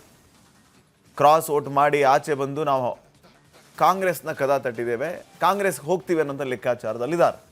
ಆದರೆ ಪ್ರಶ್ನೆ ಈಗ ಇವ್ರಿಗೆ ಶಾಕ್ ಏನಂತಂದರೆ, ಕಾಂಗ್ರೆಸ್ನ ಹೈಕಮಾಂಡ್ ಕೊಟ್ಟಿರೋ ಶಾಕ್ ಮಾತ್ರ ಬಹುಶಃ ಇವರು ನಿರೀಕ್ಷೆನೇ ಮಾಡಿರಲಿಲ್ಲ ಅಂತ ಅನಿಸುತ್ತೆ. ಅವ್ರು ಹೇಳ್ತಾ ಇರೋದೇನು, ನಮ್ಮ ಸರ್ಕಾರನ ಬೀಳಿಸಿ ಬಿ ಜೆ ಪಿಗೆ ಹೋದಂಥವ್ರನ್ನ ಮತ್ತೆ ನಾವೇನಕ್ಕೆ ವಾಪಸ್ ತಗೋಬೇಕು. ಸಿದ್ದರಾಮಯ್ಯ ಅವರು ವೇದಿಕೆಯಲ್ಲೇ ಹೇಳಿಬಿಟ್ಟಿದ್ರು, ಪ್ರಳಯ ಆದರೂ ಕೂಡ ಅವ್ರನ್ನ ವಾಪಸ್ ತಗೊಳ್ಳಲ್ಲ ಅಂತ ಹೇಳಿ. ಸೊ ಸದ್ಯಕ್ಕೆ ಇವ್ರ ಪರಿಸ್ಥಿತಿ ಏನು, ತ್ರಿಶಂಕು ಸ್ಥಿತಿ. ಆ ಕಡೆ ಬಿ ಜೆ ಪಿನೂ ಇಲ್ಲ, ಈ ಕಡೆ ಕಾಂಗ್ರೆಸ್ಸೂ ಇಲ್ಲ. 2028ರ ಚುನಾವಣೆಯ ಸಂದರ್ಭದಲ್ಲಿ ರಾಜಕೀಯ ನೆಲೆಯನ್ನು ಗಟ್ಟಿಗೊಳಿಸ್ತಾರಾ? ಆ ರಾಜಕೀಯ ನೆಲೆಯನ್ನು ಗಟ್ಟಿಗೊಳಿಸ್ಕೊಳ್ಳೋದಕ್ಕೆ ಯಾವ ಪಾರ್ಟಿಯ ವೇದಿಕೆಯನ್ನು ಇವರು ತಮ್ಮದಾಗಿಸ್ಕೊಳ್ತಾರೆ ಅನ್ನುವಂಥದ್ದು ಕೂಡ ಈಗ ಪ್ರಶ್ನೆ ಆಗುತ್ತೆ. ಹಾಗಿದ್ರೆ ಒಳನೋಟ ಏನು ಹೇಳುತ್ತೆ ಕೇಳೋಣ. ವೀರೇಂದ್ರ, ಸೋಮಶೇಖರ್ ಮತ್ತು ಹೆಬ್ಬಾರ್ ವಿಚಾರಕ್ಕೆ ಬಂದಾಗ ಇವ್ರಿಗೊಂದು ಕಾನ್ಫಿಡೆನ್ಸ್ ಇತ್ತು. ಆ ಕಾನ್ಫಿಡೆನ್ಸಲ್ಲಿ ಇವರು ಬಿ ಜೆ ಪಿಗೆ ಬಂದರು, ಮಂತ್ರಿಗಳು ಆದರು. ಪ್ರಶ್ನೆ ಏನಂತಂದರೆ, ಈಗ ಉಚ್ಚಾಟನೆ ಆದಮೇಲೆ ಒಂದು ಭರವಸೆ, ಒಂದು ವಿಶ್ವಾಸ ಇದ್ದದ್ದೇನು ಅಂತಂದರೆ, ನಾವು ಖಂಡಿತವಾಗಿ ವಾಪಸ್ ಕಾಂಗ್ರೆಸ್ಗೆ ಹೋಗ್ಬೋದು ಅಂತ ಹೇಳಿ. ಈ ಕಡೆ ಬಿ ಜೆ ಪಿಯವರು ಇವರಿಬ್ಬರನ್ನು ಸಂಪರ್ಕ ಮಾಡಲೇ ಇಲ್ಲ. ನಮಗೆ ಮತ ಹಾಕಿ ನೀವು ಅಂತ ಹೇಳಿ ಪರಿಷತ್ನ ಚುನಾವಣೆ ಸಂದರ್ಭದಲ್ಲಿ ಆರ್ ಅಶೋಕ್ ಅವ್ರು ಹೇಳಿದ್ರೆ ನಮಗೆ ಅಗತ್ಯ ಇಲ್ಲ, ಹಾಗೆ ಹಿಂಗೆ ಅಂತ ಹೇಳ್ಬಿಟ್ರು. ಈ ಕಡೆ ಉಗ್ರಪ್ಪ ಇತ್ಯಾದಿ ಅವರು ಏನು ಮಾಧ್ಯಮಗಳ ಮುಂದೆ ಪೋಸ್ ಕೊಟ್ಟು ನಾವೇ ಕರ್ಕೊಂಡು ಹೋಗಿ ವೋಟ್ ಮಾಡಿಸಿದ್ದೀವಿ, ಕಾಂಗ್ರೆಸ್ಗೆ ಹಾಕ್ಸ್ಕೊಂಡಿದ್ದೀವಿ ವೋಟ್ ಅನ್ನೋ ರೀತಿಯಲ್ಲಿ ಪೋಸ್ ಕೊಟ್ಟರು. ಅದೆಲ್ಲ ಇರಲಿ. ಸೋಮಶೇಖರ್ ಮತ್ತು ಹೆಬ್ಬಾರ್ ಪರಿಸ್ಥಿತಿ ಏನೀಗ? ಕಾಂಗ್ರೆಸ್ಗೆ ಹೋಗ್ತೀವಿ ಅನ್ನೋಂಥ ಲೆಕ್ಕಾಚಾರ ಇತ್ತು. ಈ ಪರಿಷತ್ನ ಫೈಟ್ನಲ್ಲಿ ವೋಟಿಂಗ್ ಮಾಡೋದ್ರ ಮೂಲಕ ಬಹುಶಃ ಅವರು ಕಾಂಗ್ರೆಸ್ ಕದ ತಟ್ಟಿದ್ರೋ ಏನು, ಆದರೆ ಚಾನ್ಸೇ ಇಲ್ಲ ಡೋರ್ ಓಪನ್ ಮಾಡೋದಕ್ಕೆ ಅನ್ನೋಂಥ ಪರಿಸ್ಥಿತಿ ಆಗಿದೆಯಾ ಅವ್ರಿಗೆ? ಶ್ರೀಪಾದ್, ಈ ಸುದ್ದಿ ತೆಗಿಯಕ್ಕೆ ನಮ್ಮ ಗೋವಿಂದಣ್ಣ ಯಶವಂತಪುರದಿಂದ ಯಲ್ಲಾಪುರದವರೆಗೂ ಓಡಾಡಿದ್ದಾರೆ. ಯಾಕಂದರೆ ನೋಡಿ, ಯಶವಂತಪುರದಲ್ಲಿ ಎಸ್ ಟಿ ಸೋಮಶೇಖರ್, ಯಲ್ಲಾಪುರದಲ್ಲಿ ಶಿವರಾಮ್ ಹೆಬ್ಬಾರು. ಈಗ ನೋಡಿ, ಇವರಿಬ್ಬರು ಪರಿಸ್ಥಿತಿ ಹೆಂಗಾಗ್ಬಿಟ್ಟಿದೆ ಅಂದರೆ ಮಧ್ಯದಾರಿಯಲ್ಲಿ ಸಿಗಾಕೊಂಡ್ಬಿಟ್ಟಿದ್ದಾರೆ. ಆ ಕಡೆನೂ ಹೋಗಂಗಿಲ್ಲ, ಈ ಕಡೆನೂ ಹೋಗಂಗಿಲ್ಲ, ಹತ್ತದರಿ ಇತ್ತ ಪುಲಿ ಅನ್ನಂಗೆ ಆಗ್ಬಿಟ್ಟಿದೆ ಅಂತ. ಯಾಕೆ ಅಂದರೆ ನಿಮ್ಗೆ ನೆನಪಿದೆ, 2018ರಲ್ಲಿ ಕುಮಾರಸ್ವಾಮಿ ಅವರು ಮುಖ್ಯಮಂತ್ರಿ, JDS ಕಾಂಗ್ರೆಸ್ ಸಮ್ಮಿಶ್ರ ಸರ್ಕಾರ, ಅದನ್ನು ಬೀಳಿಸಿ ಬಿ ಜೆ ಪಿಗೆ ಬಂದವರು ಇವರು. ಅದನ್ನು ಬೀಳಿಸೋ ಸಲುವಾಗಿಯೇ ಬಿ ಜೆ ಪಿಗೆ ಬಂದವರು, ಮಂತ್ರಿ ಆಗೋ ಸಲುವಾಗಿ ಬಿ ಜೆ ಪಿಗೆ ಬಂದವರು. ಹಂಗೆ ಬಂದರು ಬಿ ಜೆ ಪಿಗೆ, ಆಯಿತು, ಬಿ ಜೆ ಪಿದು ಅವಧಿ ಮುಗೀತು. ಈಗ ಕಾಂಗ್ರೆಸ್ ಬಂತು, ಬಿ ಜೆ ಪಿ ಕೈ ಕೊಟ್ಟರು. ಈಗ ಮೊನ್ನೆ ಈಗ ವಿಧಾನ ಪರಿಷತ್ತಲ್ಲಿ ಎಲೆಕ್ಷನ್ ಆಯ್ತಲ್ಲ, ಕ್ರಾಸ್ ಔಟ್ ಮಾಡಿದ್ರು, ಯಾರು ಯಾರು ಯಾರು ಅಲ್ಲಿ ಎಲ್ಲ ಪತ್ತೆ ಹಚ್ತಾ ಇದ್ದಾರೆ. ಯಾರಿಗೆ ಕೇಳಿದ್ರು ನಾನವನಲ್ಲ ಅಂತಿದ್ದಾರೆ. ಆದರೆ ರಾಜ್ಯಸಭೆಯಲ್ಲಿ ಇವ್ರು ಓಟ್ ಹಾಕಿದ್ರಲ್ಲ, ತೋರಿಸ್ಬಿಟ್ಟು ಹಾಕಿದ್ದು, ನೋಡಿ ನಾವು ಕಾಂಗ್ರೆಸ್ಸಿಗೆ ಆಗ್ತಾ ಇದ್ದೀವಿ ಅಂತೇಳಿ. ಬಿ ಜೆ ಪಿ ಏಜೆಂಟಲ್ಲಿ ಕೂತಿದ್ರು, ಅವ್ರಿಗೆ ಹೋಗಿ ತೋರಿಸಿದ್ದು, ನೋಡಿ ನಾವು ಕಾಂಗ್ರೆಸ್ಸಿಗೆ ಆಗ್ತಾ ಇದ್ದೀವಿ ಅಂತ. ಇವ್ರು ಬಿ ಜೆ ಪಿ MLAಗಳು, ಅದಕ್ಕೆ ಇವ್ರನ್ನ ಎಕ್ಸ್ಪೆಲ್ ಮಾಡಿದ್ರು, ಉಚ್ಚಾಟನೆ ಮಾಡಿದ್ರು. ಇವರು ಏನು ಲೆಕ್ಕ ಹಾಕೊಂಡಿದ್ರು, ಇನ್ನೇನು ನಾವು ಮತ್ತೆ ವಾಪಸ್ ಕಾಂಗ್ರೆಸ್ಸಿಗೆ ಹೋದ್ರಾಯ್ತು. ಮರಳಿಗೂಡಿಗೆ ಇವರಿಬ್ಬರು ಮೂಲ ಕಾಂಗ್ರೆಸ್ಸಿಗರು. ಶ್ರೀಪಾದ್, ಹೆಬ್ಬಾರ್ ಮತ್ತು ಸೋಮಶೇಖರ್ ಇಬ್ಬರು ಮೂಲ ಕಾಂಗ್ರೆಸ್ಸಿಗರು. ಮತ್ತೆ ವಾಪಸ್ ವಾಪಸಿ ಮಾಡಿದ್ರಾಯ್ತು ಅನ್ನೋ ಲೆಕ್ಕಾಚಾರದಲ್ಲಿ ಇದ್ರಂತೆ. ಇದೆಲ್ಲ ಗೋವಿಂದಣ್ಣ ಹೇಳಿದ್ದು ಬಂದು. ಏನೇನಿತ್ತು ಇವ್ರ ಲೆಕ್ಕಾಚಾರ ಅನ್ನಲಿ, ಓಡಾಡಿದ್ರಲ್ಲ ಯಶವಂತಪುರದಿಂದ ಯಲ್ಲಾಪುರದ ನಡುವೆ, ಅಲ್ಲಿ ಸಿಕ್ಕ ಮಾಹಿತಿ ಇದು. ಇವ್ರ ಮಧ್ಯದಲ್ಲೇ ಸಿಗಾಕೊಂಡಿದ್ದಾರೆ. ಇನ್ನು ಯಾರು, ಎಸ್ ಟಿ ಸೋಮಶೇಖರ್, ಹೆಬ್ಬಾರು. ವಾಪಸ್ ಹೋಗೋಣ ಅಂದರೆ ಅಷ್ಟೊತ್ತಿಗೆ ಬಂತು ಶಾಕು. ಏನು, ವಾಪಸ್ ಮರಳಿಗೂಡಿಗೆ ಹೋಗ್ತಾ ಇದ್ದು ದಾರಿಯಲ್ಲೇ ಅವರಿಗೆ ಮಧ್ಯ ತಡೆಗೋಡೆ, ಇಲ್ಲ ವಾಪಸ್ ಕರ್ಕೊಳ್ಳಲ್ಲ ನಾವು. ಯಾರ್ಯಾರು ಕಾಂಗ್ರೆಸ್ ಬಿಟ್ಟು ಹೋಗಿದಾರೋ ಅವ್ರು ಯಾರನ್ನು ಮತ್ತು ವಾಪಸ್ ಕಾಂಗ್ರೆಸ್ಸಿಗೆ ಕರ್ಕೊಳ್ಳಲ್ಲ. ಹೇಳಿದ್ಯಾರು, ಇಲ್ಯಾರೋ ಸ್ಟೇಟ್ ಲೀಡರ್ ಅಲ್ಲ, ಹೈಕಮಾಂಡ್ ನಾಯಕರು. AICC ಪ್ರಧಾನ ಕಾರ್ಯದರ್ಶಿ ಜೈರಾಮ್ ರಮೇಶ್ ಅವರು ಕರ್ನಾಟಕದವರೇ. ಮತ್ತೆ ಅವ್ರು ಹೇಳಿದ್ರು, ಇಲ್ಲ ಯಾವ ಕಾರಣಕ್ಕೂ ವಾಪಸ್ ತಗೊಳ್ಳಲ್ಲ ಕಾಂಗ್ರೆಸ್ ಬಿಟ್ಟವ್ರನ್ನ ಅಂತ. ಇವ್ರು ಬರೀ ಕಾಂಗ್ರೆಸ್ ಬಿಟ್ಟಿದ್ದಲ್ಲ, ಕಾಂಗ್ರೆಸ್ JDS ಸರ್ಕಾರವನ್ನೇ ಬೀಳಿಸಿದವರು. ಹಂಗಾರೆ ಇವ್ರನ್ನ ವಾಪಸ್ ತಗೋತಾರ? ಹಂಗಾದ್ರೆ ಈ ಚರ್ಚೆ ಆಗ್ತಿರೋದು ಎಲ್ಲಿ? ಈ ಚರ್ಚೆ ಆಗ್ತಿರೋದು ಅದೇ ಕ್ವೀನ್ಸ್ ರೋಡ್ ಕಚೇರಿಯಲ್ಲಿ. ತಗೋತಾರ ಮತ್ತು ವಾಪಸ್ ಇವ್ರನ್ನ ಕರ್ಕೋತಾರ? ಬರ್ತಾರ ಇವ್ರು ವಾಪಸ್ಸು? ಬರಕ್ಕೆ ಬಿಡ್ತಾರಾ? ಸಿದ್ದರಾಮಯ್ಯನವ್ರು ಏನು ಮಾಡ್ತಾರೆ? ಸಿದ್ದರಾಮಯ್ಯನವ್ರದ್ದು ಒಂದು ಸ್ಟೇಟ್ಮೆಂಟ್ ನೋಡಿ ನೀವು. ಈಗ ಆ ಸರ್ಕಾರ ಬೀಳೋ ಸಂದರ್ಭ ಇವರೆಲ್ಲ ಅಲ್ಲೋಗಿ ರೆಸಾರ್ಟಲ್ಲಿ ಕೂತ್ಕೊಂಡಿದ್ರು. ಸಿದ್ದರಾಮಯ್ಯವ್ರು ಇಲ್ಲಿ ಭಾಷಣ ಮಾಡ್ತಾರೆ ವಿಧಾನಸಭೆಯಲ್ಲಿ ನಿಂತ್ಕೊಂಡು, ಪ್ರಪಂಚ ಪ್ರಳಯ ಆದರೂ ಅವ್ರು ಯಾರನ್ನು ನಾವು ವಾಪಸ್ ತಗೊಳ್ಳಲ್ಲ, ಒಬ್ಬರನ್ನೂ ವಾಪಸ್ ತಗೊಳ್ಳಲ್ಲ ನಾವು. ಇದು ನೀವು ಆನ್ ರೆಕಾರ್ಡ್ ಇದೆ, ನೀವು ಹೋಗಿ ಅಸೆಂಬ್ಲಿದು ರೆಕಾರ್ಡ್ ತೆಗೆಸಿ ನೋಡಿ. ಇವತ್ತು ಆ ರೆಕಾರ್ಡಲ್ಲಿರೋ ಸ್ಟೇಟ್ಮೆಂಟ್ ಇದು. ಈಗ ಹಂಗಿದ್ದವರು ಈಗ ಸಿದ್ದರಾಮಯ್ಯನವರಿಗೂ ಕೂಡ ಇದೊಂದೀಗ ಬಲ ಬಂದಂಗಾಯ್ತು. ಇವನ್ ಆಚೆನೂ ಹೇಳಿದ್ರು ಅವರು ತುಂಬಾ ಸತಿ ಮಾತಾಡಿದ್ದಾರೆ ಅದನ್ನ, ಬಹಳಷ್ಟು ಬಾರಿ ಹೇಳಿದ್ದಾರೆ. ಈಗ ಮೊದಲೇ ಆ ಭಯ ಇತ್ತು, ಅಷ್ಟಾಗಿಯೂ ಇವ್ರು ಕ್ರಾಸ್ ಔಟ್ ಮಾಡಿ ವಾಪಸ್ ಹೋಗೋಣ ಕಾಂಗ್ರೆಸ್ಗೆ ಅಂತ ಕಾಯ್ತಿದ್ರು. ಈಗ ಬಂದ್ಬಿಡ್ತಲ್ಲ ಡೆಡ್ ಎಂಡು, ಅದು ಹೈಕಮಾಂಡೇ ಹೇಳ್ದಂಗೆ ಆಯ್ತಲ್ಲ. ಏನು ಮಾಡ್ತಾರೆ ಈಗ ಒಂದು ಕಡೆ ಕ್ರಾಸ್ ಔಟ್ ಮಾಡಿದವರೆಲ್ಲ ಈಗ ಯಾರ್ಯಾರು ಕಾಂಗ್ರೆಸ್ಸಿಗೆ ಹೋಗೋಣ ಅಂತ ಕ್ರಾಸ್ ಔಟ್ ಮಾಡಿದ್ರಲ್ಲ ಗೊತ್ತಾಗ್ತಿದ್ದಂಗೆ ಅವ್ರಿಗೂ ಈಗ ಶಾಕ್ ಆಗಿದೆ. ಈಗ ಇವತ್ತಲ್ಲ ನಾಳೆ ಗೊತ್ತಾದ್ರೆ ನಮ್ಮ ಕತೆ ಏನು ಅನ್ನೋ ಆಲೋಚನೆಯಲ್ಲಿ ಅವರು ಇದ್ದಾರೆ. ಬಟ್ ಅವರಿಗೆ ಬಹುಶಃ ನನಗನ್ಸುತ್ತೆ ಡಿ ಕೆ ಶಿವಕುಮಾರ್ ಅವ್ರ ಹೋಪ್ಸ್ ಇದೆಯಾ ಅಂತ ಹೇಳಿ. ಯಾಕಂದ್ರೆ ನಾವು ನೋಡಿದೀವಿ ಆ ಗ್ಯಾಪ್ ಅಲ್ಲಿ, ಅಂದ್ರೆ ಇವರು ಬಿಜೆಪಿಗೆ ಬಂದು ಸರ್ಕಾರ ರಚನೆಯಾಗಿ ಮತ್ತೆ ಇವರು ಸರ್ಕಾರ ಬಿದ್ದು ಅಂದ್ರೆ ವಾಪಸ್ ಪ್ರಚಂಡ ಬಹುಮತದಿಂದ ಕಾಂಗ್ರೆಸ್ ಅವರ ಅಧಿಕಾರಕ್ಕೆ ಬಂದ ಮೇಲೆಯೂ ಕೂಡ ಇವರು ಬಿಜೆಪಿ ಶಾಸಕರಾಗಿದ್ದು ಕೂಡ ಹಲವು ಕಾಂಗ್ರೆಸ್ ನಾಯಕರನ್ನ ಭೇಟಿ ಆಗ್ತಾ ಇದ್ದದನ್ನ ನಾವು ನೋಡಿದ್ದೀವಿ. ಅದರಲ್ಲೂ ಮುಖ್ಯವಾಗಿ ಡಿ ಕೆ ಶಿವಕುಮಾರ್ ಅವ್ರನ್ನ ಅನೇಕ ಸಾರಿ ಎಸ್ ಟಿ ಸೋಮಶೇಖರ್ ಅವರು ಭೇಟಿಯಾಗಿದ್ದಾರೆ. ಆ ಸಂದರ್ಭದಲ್ಲಿ ಚರ್ಚೆ ಆಗಿದ್ದೇ ಈ ರೀತಿ, ಮತ್ತೆ ಕಾಂಗ್ರೆಸ್ಗೆ ವಾಪಸ್ ಬರ್ತಾರ ಎಸ್ ಟಿ ಸೋಮಶೇಖರ್ ಅವರು ಕೆಪಿಸಿಸಿ ಅಧ್ಯಕ್ಷರನ್ನ ಭೇಟಿಯಾಗಿದ್ದಾರೆ ಅಂತ ಹೇಳಿ. ಸೊ ಬಹುಶಃ ಜಯರಾಮ್ ರಮೇಶು ಇತ್ಯಾದಿ ನಾಯಕರು ಬೇಡ ಅಂದಿದ್ದಾರೆ ಅಂತಂದರೂ ಕೂಡ ಅವರಿಗೆ ಬಲವಾದ ಹೋಪ್ಸ್ ಡಿ ಕೆ ಶಿವಕುಮಾರ್ ಅವರ ಮೂಲಕ ಕಾಂಗ್ರೆಸ್ ಒಳಗಡೆ ಹೋಗೋದಕ್ಕೆ ಪ್ರಯತ್ನಗಳ ಆಗಬಹುದಾ ಅನ್ನುವಂಥ ಪ್ರಶ್ನೆಯೂ ಕೂಡ ಇದೆ. ಶ್ರೀಪಾದ್, ನೀವು ಹೇಳ್ದಂಗೆ ಇವರು ಕಾಂಗ್ರೆಸ್ ಲೀಡರ್ನ ಬರೀ ಭೇಟಿ ಆಗ್ತಾ ಇದ್ದಿದ್ದಲ್ಲ, ಕಾಂಗ್ರೆಸ್ ಸಭೆಗೆ ಹೋಗಿ ಕೂತ್ಕೊತಿದ್ರಿ ಇವರು. ಹೌದು, ಕಾಂಗ್ರೆಸ್ ಎಮ್ ಎಲ್ ಎಗಳು ಯಾರಾದ್ರೂ ಒಬ್ರು ಆಬ್ಸೆಂಟ್ ಆಗ್ತಿದ್ರು, ಇವ್ರು ಆಬ್ಸೆಂಟ್ ಆಗ್ತಿರಲಿಲ್ಲ, ಹಂಗೆ ಹೋಗಿ ಕೂರ್ತಾ ಇದ್ರಿ ಇವರು. ಈಗ ನೀವು ಹೇಳಿದ್ರಿ ಡಿ ಕೆ ಶಿವಕುಮಾರ್ ಅವರು ಇವರ ಹೋಪ್ ಅಂತೇಳಿ. ಡಿ ಕೆ ಶಿವಕುಮಾರ್ ಅವ್ರ ಹೋಪು, ಅವ್ರ ಗ್ಯಾಪು, ಅವ್ರ ಕೋಟ ಎಲ್ಲ ಅವ್ರು ಚೀಫ್ ಮಿನಿಸ್ಟರ್ ಆಗ್ತಿದ್ದಾಗ ಎಲ್ಲ ಫುಲ್ ಆಗೋಯ್ತಲ್ಲ ಅಂತ ಹೇಳ್ತಿರೋದು ಯಾರು ಹೇಳ್ತಿರೋದು? ಕಾವೇರಿಯಲ್ಲ, ಇಲ್ಲಿ ಕಾವೇರಿ ನಿವಾಸ ಇದೆಯಲ್ಲ ಅಲ್ಲಿ ಟಾಕ್ ಆಗ್ತಾ ಇದೆ. ಕಾವೇರಿ ಸರ್ಕಾರಿ ಕ್ವಾರ್ಟರ್ಸ್ ಇದೆಯಲ್ಲ, ಗೌರ್ಮೆಂಟ್ ಕ್ವಾರ್ಟರ್ಸು, ಅಲ್ಲಿ ಮಾತಾಡ್ತಿದ್ರಂತೆ ಅವ್ರ ಕೋಟ ಎಲ್ಲ ಚೀಫ್ ಮಿನಿಸ್ಟರ್ ಆಗಾಯ್ತಲ್ಲ, ಇನ್ನೆಲ್ಲ ನಮ್ಮದು ಅಂತೇಳಿ. ಅವರು ಯಾರು ಪ್ರಪಂಚ ಪ್ರಳಯ ಆದರೂ ವಾಪಸ್ ತಗೊಳ್ಳಲ್ಲ ಅಂತಿದ್ರಲ್ಲ, ಅವ್ರು ಅಡ್ಗಾಲ್ ಹಾಕೊಂಡು ಕೂತ್ರೆ ಅದಕ್ಕೆ ಸಪೋರ್ಟಿವ್ ಆಗಿ ಜಯರಾಮ್ ರಮೇಶ್ ಅವರ ಸ್ಟೇಟ್ಮೆಂಟ್ ಅಂದರೆ ಹೈಕಮಾಂಡ್ ಸ್ಟೇಟ್ಮೆಂಟ್ ನಿಂತರೆ ಯಾರು ಕಾಪಾಡ್ತಾರೆ? ಮೋರೆಯವರು ನನಗನ್ಸ ಮಟ್ಟಿಗೆ ಡಿ ಕೆ ಶಿವಕುಮಾರ್ ಅವರಿಗೆ ಈಗಂತೂ ನಿನ್ನೆ ನಾವು ಮಾತಾಡ್ತಾ ಇದ್ವಲ್ಲ ಒಳನೋಟದಲ್ಲಿ, ಈ ಹಿಂದೆ ಯಾರ್ಯಾರು ಏನೇನು ಮಾತು ಕೊಟ್ಟಿದ್ದಾರೆ ಬಹುಶಃ ಅದು ನೆನಪಿಲ್ಲ. ಆಮೇಲೆ ಈ ಬಿಜೆಪಿ ನಾಯಕರು ಯಾರ್ಯಾರು ಬಂದು ಭೇಟಿ ಆಗ್ತಾ ಇದ್ರು ಅದು ನೆನಪಿಲ್ಲ. ಎಸ್ ಟಿ ಸೋಮಶೇಖರ್ ಅವರು ಮತ್ತೆ ಡಿ ಕೆ ಶಿವಕುಮಾರ್ ಅವ್ರನ್ನ ಈ ಟೈಮಲ್ಲಿ ಹೋಗಿ ಭೇಟಿ ಆದರೆ, ಸರ್ ನಾನು ಸರ್ ಎಸ್ ಟಿ ಸೋಮಶೇಖರ್, ಇವ್ರು ಹೆಬ್ಬಾರ್ ಅವರು, ಪರಿಚಯ ಮಾಡಿಸ್ಕೊಳ್ಳುವಂಥ ಪರಿಸ್ಥಿತಿ ಬಂದ್ಬಿಡುತ್ತಾ ಅಂತ. ಪರಿಚಯ ಮಾಡಿಸ್ಕೊಳ್ಳೋದು ಅಷ್ಟೇ ಅಲ್ಲ, ಅವ್ರಿಗೆ ಹೇಳ್ಬೋದು ಅದು ಚೀಟಿ ಅಲ್ಲಿಂದ ಬರುತ್ತೆ, ಆ ಚೀಟಿ ನಾವು ಜಾರಿ ಮಾಡ್ತೀವಿ, ನಮ್ದೇನಿಲ್ಲ. ಹೈಕಮಾಂಡಿಂದ ಚೀಟಿ ಬರಬೇಕು ಅಂದ್ಬಿಟ್ರೆ ಇವ್ರು ಯಾವ ಚೀಟಿ ಇಟ್ಕೊಂಡು ಹೋಗ್ಬೇಕು ನೋಡಿ, ಇವ್ರ ಕಷ್ಟ ನೋಡಿ ಹೆಂಗಿದೆ ಅಂತೇಳಿ. ವಾಪಸ್ ಬಿಜೆಪಿಗೆ ತಗೊಳ್ಳಲ್ಲ, ಮೊನ್ನೆ ಹೇಳ್ಬಿಟ್ಟಿದ್ದಾರೆ, ನೀವೇ ಹೇಳಿದ್ರಿ ಕ್ರಾಸ್ ವೋಟಿಂಗ್ ಆದಾಗಲೇ ಇಲ್ಲ ಅವ್ರು ನಾವು ಕೇಳೋದೇ ಇಲ್ಲ ಅಂತೇಳಿ. ಇವ್ರು ಬೀಳ್ಸಿದ್ದು ಯಾರು ಸರ್ಕಾರನ? ಕುಮಾರಸ್ವಾಮಿ ಮುಖ್ಯಮಂತ್ರಿ ಆಗಿ ಸರ್ಕಾರನ. ಅವ್ರು ಯಾರ ಜೊತೆ ಇದ್ದಾರೆ? ಬಿಜೆಪಿ ಜೊತೆ ಇದ್ದಾರೆ. ಆ ಕಡೆ ಕಾಂಗ್ರೆಸ್ಸು ಇಲ್ಲ, ಈ ಕಡೆ ಬಿಜೆಪಿನೂ ಇಲ್ಲ, JDS ಇಲ್ಲ, ಅಲ್ಲೂ ಇಲ್ಲ, ಇಲ್ಲೂ ಇಲ್ಲ, ದಿಕ್ಕಿಲ್ಲ, ದೆಸೆ ಇಲ್ಲ ಅನ್ನಂಗಾದ್ರೆ ಹೆಂಗಪ್ಪ ಅಂಥೇಳಿ ಮಾತಾಡ್ತಾ ಇರೋದು ಯಾರಪ್ಪ ಅಂದರೆ ಯಶವಂತಪುರ ಹಾಗೂ ಯಲ್ಲಾಪುರ ಅಲ್ಲಿನ ಕಾರ್ಯಕರ್ತರು, ಇವರದೇ ಕಾರ್ಯಕರ್ತರು. ಇನ್ನೊಂದು ಈ ಕಾಂಗ್ರೆಸ್ನವ್ರಿಗೆ, ಡಿ ಕೆ ಶಿವಕುಮಾರ್ ಅವ್ರಿಗೆ, ಇವರಿಗೆಲ್ಲ ಮೋಸ್ಟ್ಲಿ ಸೋಮಶೇಖರ್ ಹೆಬ್ಬಾರ್ ಅವರ ಅಗತ್ಯವೂ ಈಗ ಇಲ್ಲ ಅನ್ನೋಂಥ ಪರಿಸ್ಥಿತಿ ಬಂದ್ಬಿಟ್ಟಿದೆಯಾ ಅಂತ. ಹೊಟ್ಟೆ ತುಂಬಿದವ್ರಿಗೆ ಊಟ ಮಾಡಿಸುವಂಥ ಅಗತ್ಯ ಇಲ್ಲ. ಅವಾಗ ಸಂಖ್ಯೆಗಳ ಕೊರತೆ ಇತ್ತು, ಮತ್ತೊಂದು ಮಗದೊಂದೋ ಲೆಕ್ಕಾಚಾರ, ಕ್ಷೇತ್ರದ ಮೇಲೆ ಹಿಡಿತಾ ಬೇಕು, ಹಂಗೆ ಕರ್ಕೊಳ್ಳೋಣ ಅಂತ. ಈಗ ಅಬ್ಸಲ್ಯೂಟ್ ಪ್ರಚಂಡ ಬಹುಮತ, ಬಂದ್ರೆಷ್ಟು ಬಿಟ್ರೆಷ್ಟು, ಬಂದರೆ ಕರ್ಕೊಳ್ಳೋರು ಯಾರು ಅನ್ನೋಂಥ ಪರಿಸ್ಥಿತಿ ಇದೆ. ಏನಂತೀರಿ? ಬಹುಶಃ ಈಗ ಕರ್ಕೊಳ್ಳೋದು ಬಿಡೋದು ಇವ್ರ ಪರಿಸ್ಥಿತಿ. ಈಗ ಅಲ್ಲೇನಾದರೂ ಕಾಂಗ್ರೆಸ್ ಹೈಕಮಾಂಡ್ ಇವತ್ತು ಏನು ಹೇಳಿದೆಯಲ್ಲ ಅದೇ ಥರ ಜಾರಿ ಆಗದೇ ಆದರೆ, ಒಂದು ವೇಳೆ ಡಿ ಕೆ ಶಿವಕುಮಾರ್ ಅವರು ನೀವು ಹೇಳಿದ್ರಲ್ಲ ಡಿ ಕೆ ಶಿವಕುಮಾರ್ ಅವರು ಹೋಪ್ ಇರ್ಬೋದು ಅಂತೇಳಿ, ಬಹುಶಃ ಅದು ಕಟ್ಟ ಕಡೆಯ ಆಶಾಕಿರಣ ಅವರಿಗೆ. ಓಕೆ, ಅದೊಂದು ಆಶಾಕಿರಣ ಏನಾದರೂ ಕೈ ಹಿಡದೇ ಹೋದರೆ ಇವ್ರ ಪರಿಸ್ಥಿತಿ ಯಶವಂತಪುರವೂ ಇಲ್ಲ, ಯಲ್ಲಾಪುರವೂ ಇಲ್ಲ, ಯಾವ ಪುರವೋ ಗೊತ್ತಿಲ್ಲ ಅಂತ ಮಾತಾಡ್ತಾ ಇರೋದು ಅದೇ ಯಶವಂತಪುರ ಯಲ್ಲಾಪುರದ ಜನರು. Okay, fine, thank you Virendra. So ಒಳನೋಟದಲ್ಲಿ ಗಮನಿಸಿದ್ವಿ, ಇವತ್ತು ಬಿಜೆಪಿ ನಮ್ಮ ರಾಜ್ಯದ ನಾಯಕರುಗಳು ಅಡ್ರೆಸ್ಗಿಲ್ಲ, ಅವರು ದೆಹಲಿಯಲ್ಲಿ ಏನಾಯಿತು ಅನ್ನೋದನ್ನು ಹೇಳೋದಕ್ಕೆ ನಾವು ಕಾದ್ ನೋಡೋಣ. ಇದರ ಜೊತೆಗೆ ಈಗ ಈ ಕಡೆ ಎಸ್ ಟಿ ಸೋಮಶೇಖರ್ ಹೆಬ್ಬಾರ್ ಅವ್ರ ಪರಿಸ್ಥಿತಿ ಮುಂದೆ ಏನಾಗುತ್ತೆ ಅನ್ನುವಂಥದ್ದು ಕಾಲವೇ ಉತ್ತರ ನೀಡಲಿಕ್ಕಿದೆ. ಇದಾಗಿತ್ತು ಇವತ್ತಿನ ಒಳನೋಟ ವಿಶೇಷ. ನೋಡ್ತಾ ರಿಪಬ್ಲಿಕ್ ಕನ್ನಡ, ಇದು ನಿಮ್ಮ ಧ್ವನಿ. ನಮಸ್ಕಾರ.